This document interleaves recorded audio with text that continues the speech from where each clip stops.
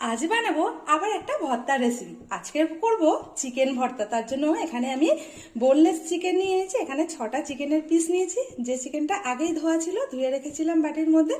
চিকেনটা জলের মধ্যে দিয়ে দিলাম, একটু সিদ্ধ করে নেব 5 থেকে 7 মিনিটের জন্য। নমস্কার, আমি মিতালি, আপনারা দেখছেন মিতালিস কুকিং। আজকের রেসিপি হচ্ছে চিকেন ভর্তা। চিকেনটাকে সিদ্ধ করে নিয়ে তারপরে আপনাদেরকে 7 মিনিট পরে দেখাচ্ছি। 7 মিনিট পরে আপনাদের দেখাচ্ছি। দেখুন চিকেনটা কিন্তু সিদ্ধ হয়ে গেছে। এবার আমি গ্যাসের ওভেনটাকে বন্ধ করে দেব। চিকেনটা পুরো জল থেকে ছেঁকে আলাদা করে নেব। অন্য একটা প্লেটে তুলে নিলাম। ঠান্ডা করার জন্য একটা প্লেটে রেখে দিয়েছি। ঠান্ডা হলে চিকেনগুলোকে খুলে নেব, একটু লেয়ার বাই লেয়ার খুলে নেব। আর আজকে একদম সিম্পলভাবে আপনাদের দেখাবো কত সহজে চিকেন ভর্তাটা খাওয়া যায়। খেতে অসাধারণ হয়ে ওঠে। ঠান্ডা হলে চিকেনগুলো ছাড়িয়ে নেব। যতটুকু ঠান্ডা হচ্ছে মানে গরম আছে, হাতে যতটুকু সহ্য হচ্ছে ততটুকু গরম আছে। এবার এইভাবে চিকেনগুলোকে ছাড়িয়ে নেব লেয়ার বাই লেয়ার। এটা আপনারা কাঁটা চামচের সাহায্যেও করে নিতে পারেন, আবার 2 হাত দিয়েও কিন্তু করে নিতে পারেন। আমি এইভাবে হাতের সাহায্যে একটু ডলা দিয়ে দিয়ে খুলে নেব। এখানে কিন্তু বোনলেস চিকেনটাই খুব ভালো হয়।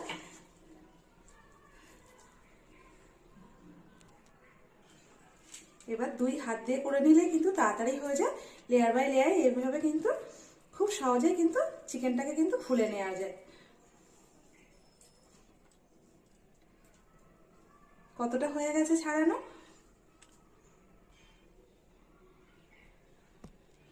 সব চিকেনের পিসগুলো থেকে ছাড়িয়ে লেয়ার বাই লেয়ার কিন্তু নিয়ে নিয়েছি। এবার গ্যাসের ওভেনটা আরও একবার ধরিয়ে নেব। গ্যাসের ওভেনটা আবার জ্বালিয়ে দিয়ে মানে কড়াই বসিয়ে দিয়ে কড়াইয়ের মধ্যে দিয়ে দিয়েছি তেল। 2টো শুকনো লঙ্কা দিয়ে দেবো সামান্য একটু সাদা জিরে। তেলের মধ্যে ফোড়নটাকে একটু লাল করে নেব যাতে কিনা একটা সুন্দর গন্ধ না আসে।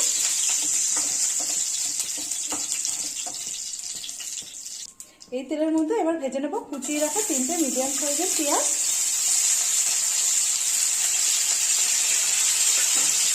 পেঁয়াজটাকে লাল লাল করে ভেজে নেব। পেঁয়াজটা কিন্তু সোনালি সোনালি রং ধরেছে। এবার এর মধ্যে দিয়ে দেবো 1 চামচ আদা রসুন পেস্ট আর দিয়ে দেব একটু নাড়া দিয়ে নেব। এরপরে দিয়ে দেবো 1 চামচ পাকা লঙ্কা পেস্ট। সেটা দিয়েও খুব ভালো করে মশলাটা কষিয়ে নেবো যাতে একটু কাঁচা গন্ধ না আসে। এরপরে দিয়ে দেবো একটা মিডিয়াম সাইজের টমেটো পেস্ট। টমেটোটা দিয়েও খুব সুন্দরভাবে মশলার সঙ্গে কষিয়ে নেব।